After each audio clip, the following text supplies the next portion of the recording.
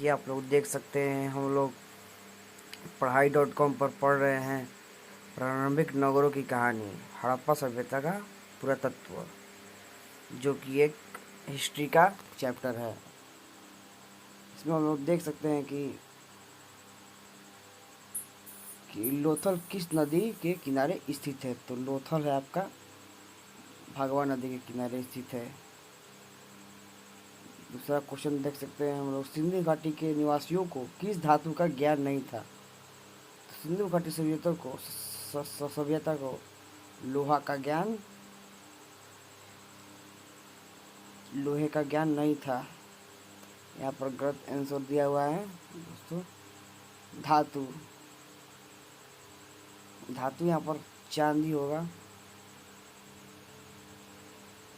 तो तीसरा क्वेश्चन हम लोग देख सकते हैं, हड़प्पा सभ्यता किस युग की सभ्यता है। तो हड़प्पा सभ्यता कांस्य युग की सभ्यता है। इसका आंसर 3 नंबर हो जाएगा आप दोस्तों। चौथा क्वेश्चन देखते हैं, हड़प्पा संस्कृति आधारित थी। हड़प्पा सांस्कृतिक आधारित थी। तो इसका आंसर व्यापार जो है, संस्कृति व्यापार की आधारित थी। इसका ए नंबर आंसर हो जाएगा मेरे दोस्तों। 5वां नंबर क्वेश्चन की तरफ बढ़ते हैं, हड़प्पा सभ्यता के लोग उपासना करते थे। तो हड़प्पा सभ्यता के लोग किसकी उपासना करते थे। तो हड़प्पा सभ्यता के लोग मातृ देवी की उपासना करते थे, जो कि आंसर नंबर 3 हो जाएगा इसका। 6ठे नंबर के क्वेश्चन की तरफ बढ़ते हैं, हड़प्पा सभ्यता का स्वरूप क्या था। तो हड़प्पा सभ्यता का स्वरूप शहरी सभ्यता था। वो लोग शहर जैसे रहते थे। इसका आंसर बी हो जाएगा। 7वें नंबर क्वेश्चन की तरफ देखते हैं, हड़प्पा सभ्यता का सबसे बड़ा नगर कौन था। तो हड़प्पा सभ्यता का सबसे बड़ा नगर मोहनजोदड़ो था, जो कि आंसर बी हो जाएगा। अगले क्वेश्चन की तरफ बढ़ते हैं, क्वेश्चन नंबर 8 की तरफ, हड़प्पा सभ्यता की सर्वप्रथम खोज की थी। तो हड़प्पा सभ्यता की सर्वप्रथम खोज दयाराम साहनी ने की थी। बी नंबर इसका आंसर सही हो जाएगा। क्वेश्चन नंबर 9 की तरफ बढ़ते हैं दोस्तों, हड़प्पा किस नदी के किनारे स्थित है। तो हड़प्पा आपका डी रावी नदी के किनारे स्थित है। हड़प्पा को सिंधु घाटी सभ्यता भी कहा जाता है। तो ये रावी नदी के किनारे स्थित है। 10 नंबर क्वेश्चन की तरफ बढ़ते हैं, हड़प्पा सभ्यता की सबसे महत्वपूर्ण विशेषता थी। तो हड़प्पा सभ्यता की सबसे बड़ी मशहूर विशेषता थी कि महत्वपूर्ण विशेषता थी कि नगर योजना व वास्तुकला उन लोगों में था, और वो लोग शहर की तरह जीते थे, रहते थे। ओके, इसका आंसर हो जाएगा आपका ए। क्वेश्चन नंबर 11 की तरफ बढ़ते हैं, हड़प्पा सभ्यता का प्रशासन था। तो हड़प्पा सभ्यता का नगरीय जैसा प्रशासन था, नगर पालिका जैसा प्रशासन था उन लोगों का। इसका आंसर नंबर 3 हो जाएगा दोस्तों।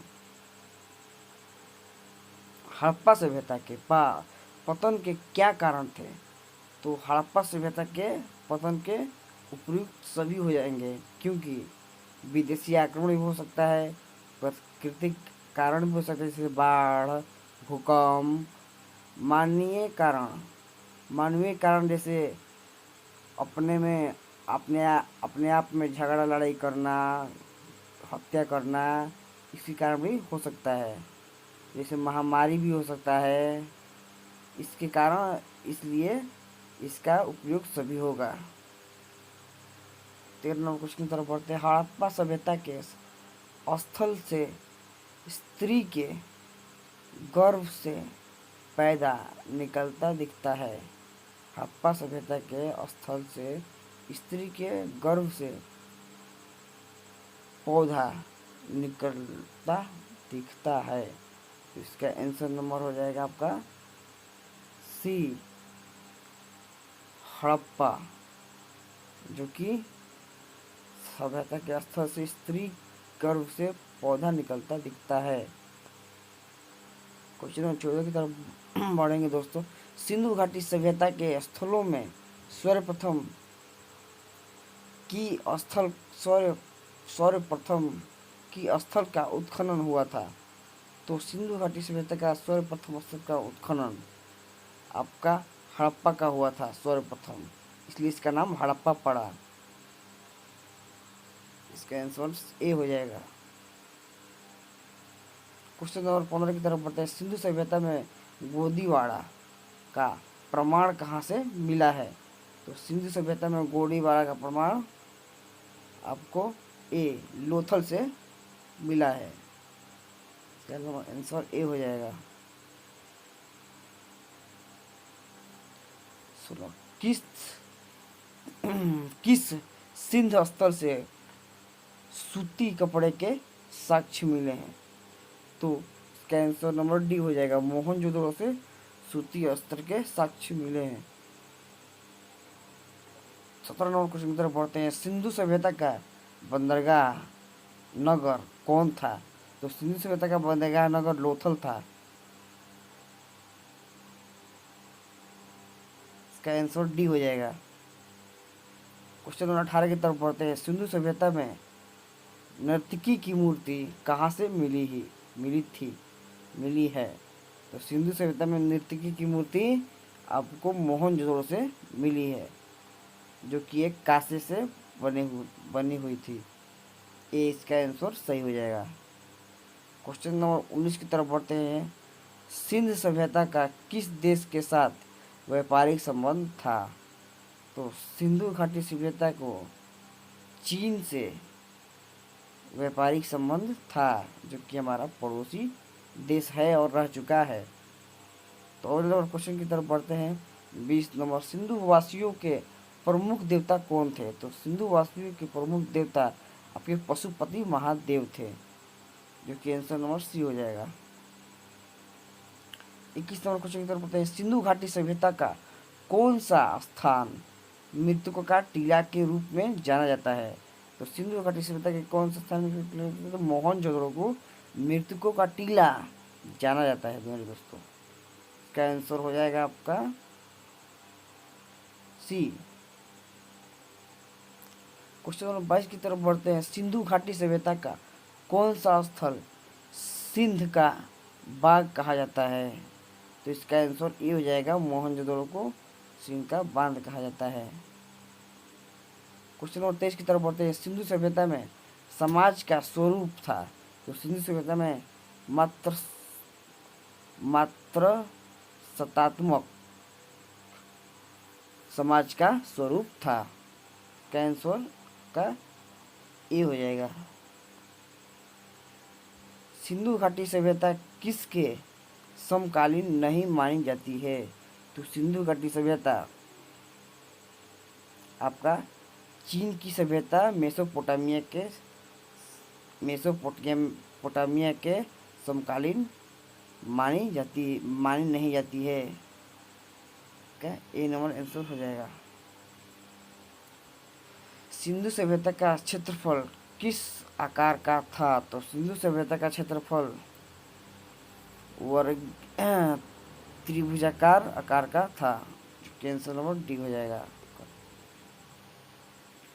किस सिंधु स्थल में महिला और पुरुष को एक साथ दफनाया गया? तो सी इसका आंसर हो जाएगा। रोपड़ में महिला और पुरुष को एक साथ दफनाया जाने का साक्ष्य प्राप्त हुआ है। इसका आंसर सी हो जाएगा। 27 नंबर क्वेश्चन की तरफ बढ़ते हैं। सिंधु घाटी सभ्यता में विशाल स्नानागार के अवशेष कहाँ से प्राप्त हुए? तो सिंधु घाटी सभ्यता में मोहनजोदड़ो से विशाल स्नानागार का प्राप्ति हुआ है। 28 नंबर क्वेश्चन की तरफ बढ़ते हैं। सिंधु घाटी सभ्यता की जुड़वा राजधानी। तो सिंधु घाटी सभ्यता की जुड़वा राजधानी आपकी सी हड़प्पा मोहनजोदड़ो थी, कि एक जुड़वा राजधानी थे। 29 नंबर क्वेश्चन की तरफ बढ़ते हैं। मोहनजोदड़ो का उत्खनन किया था। तो मोहनजोदड़ो का उत्खनन का सी RD बनर्जी मतलब कि आपका हो जाएगा RD बनर्जी, इसका आपका हो जाएगा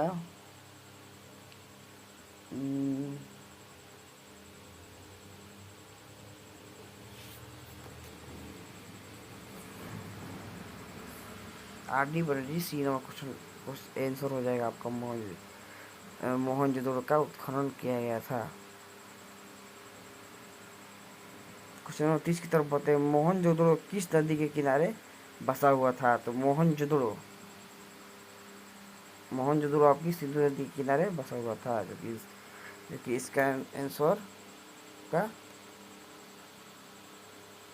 ए हो जाएगा।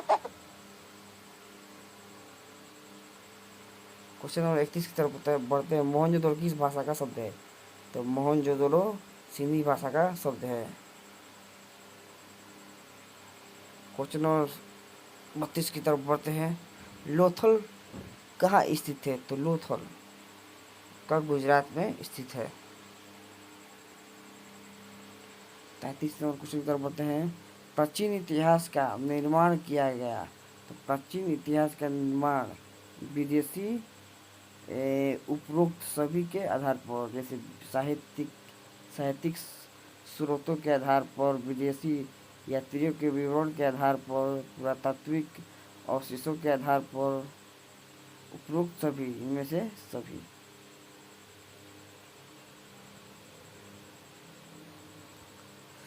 कालीबंगा भारत के किस राज्य में अवस्थित है? तो कालीबंगा भारत के राजस्थान में अवस्थित है। गंदे पानी की निकासी की समुचित व्यवस्था सर्वप्रथम किस सभ्यता में देखने को मिलती है? तो गंदे पानी की निकली समुचित व्यवस्था सिंधु घाटी सभ्यता के में मिलती है। क्वेश्चन नंबर 36 बोलते हैं। कालीबंगा किस नदी के किनारे स्थित था? तो कालीबंगा का सरस्वती नदी के किनारे स्थित था। रखाल दास बनर्जी को मोहनजोदड़ो के अवशेष किस वर्ष प्राप्त हुए? तो रखाल दास बनर्जी को मोहनजोदड़ो के अवशेष 1922 ईस्वी में प्राप्त हुए, मतलब कि मिले। हल क्वेश्चन नंबर 38 में कह रहा है कि हल से जुड़े खेत के साक्ष्य कहाँ से मिले हैं या प्राप्त हुए हैं? तो आपका इन नंबर आंसर हो जाए कालीबंगा से हल का प्रमाण मिला है। Question number 39। पशुपति महादेव की मुहर में निम्न में से कौन सा अन्य जानवर नहीं पाया गया? तो इसका आंसर सी हो जाएगा, शेर नहीं पाया गया। किस स्थान 40 नंबर क्वेश्चन की तरफ बोलते हैं। किस स्थान से शतरंज की तरह के खेल के प्रमाण प्राप्त हुए हैं? तो इसका आंसर नंबर डी हो जाएगा, लोथल से प्राप्त हुए हैं। राय बहादुर दयाराम साहनी ने कहाँ उत्खनन करवाया था? तो राय बहादुर दयाराम साहनी ने हड़प्पा में पहली बार उत्खनन करवाया था, जो कि सफलतापूर्ण हुआ था। क्वेश्चन नंबर 42 में कह रहा है पुरातत्व के अंतर्गत निम्न में से कौन एक नहीं है? तो पुरातत्व के आधार पर निम्न में से साहित्य नहीं है। क्वेश्चन नंबर 43 कह रहा है मोहनजोदड़ो की खोज 1922 ईस्वी में किसने की? तो मोहनजोदड़ो की खोज 1922 ईस्वी में रखाल दास बनर्जी ने की थी। इसका आंसर बी हो जाएगा। तो दोस्तों यहीं तक था हम लोगों का क्वेश्चन, और हम लोग आपसे विदा लेते हैं। धन्यवाद।